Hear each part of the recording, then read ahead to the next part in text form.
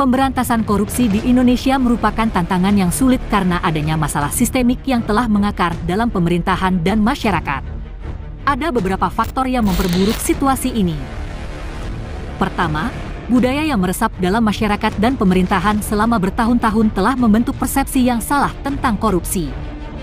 Korupsi dianggap sebagai cara yang sah untuk mendapatkan keuntungan atau menyelesaikan masalah, sehingga sulit bagi orang-orang untuk berubah dan cenderung mempertahankan praktik korupsi.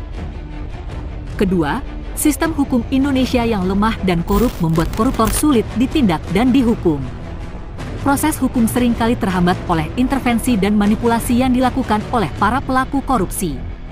Selain itu, lemahnya sistem pengawasan dan penegakan hukum memudahkan koruptor untuk melakukan tindakan korupsi. Ketiga, ketergantungan partai politik pada dana kampanye membuat para pejabat publik rentan terhadap korupsi. Para pejabat seringkali mencari dana dari pengusaha atau korporasi untuk memenangkan pemilihan, dan dalam pertukaran, mereka akan menawarkan proyek atau kontrak bisnis yang menguntungkan kepada para donatur.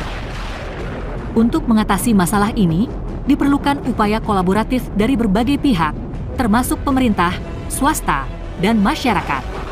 Hal ini dapat dilakukan dengan meningkatkan transparansi, memperkuat sistem hukum, meningkatkan kesadaran masyarakat, serta mengubah budaya yang mendukung korupsi menjadi budaya yang menghargai integritas dan kejujuran. Upaya ini harus dijalankan dengan tekad dan kesabaran, karena pemberantasan korupsi adalah sebuah perjuangan panjang dan kompleks. Salah satu solusi yang ditawarkan oleh pemerintahan Jokowi untuk membasmi koruptor adalah diperbaharuinya sistem pengawas dari lembaga anti korupsi KPK. Yaps, betul. Nama sistem pengawas itu adalah Dewan Pengawas KPK. Dewan Pengawas Komisi Pemberantasan Korupsi, Dewas KPK, adalah sebuah lembaga independen yang dibentuk untuk mengawasi kinerja dan integritas KPK. Tujuan dibentuknya Dewas KPK adalah untuk memastikan bahwa KPK tetap independen dan bekerja sesuai dengan prinsip-prinsip integritas dan akuntabilitas.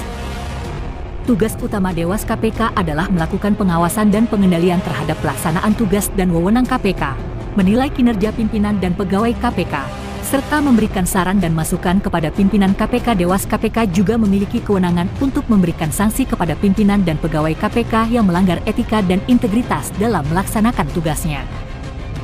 Harus kita akui, bukan masalah lembaganya yang tak mampu untuk membasmi korupsi, namun oknum-oknumnya yang terus saja melakukan korupsi. Oleh karena itu, sosok yang akan mengisi Dewas KPK ini harus dipertimbangkan sematang mungkin.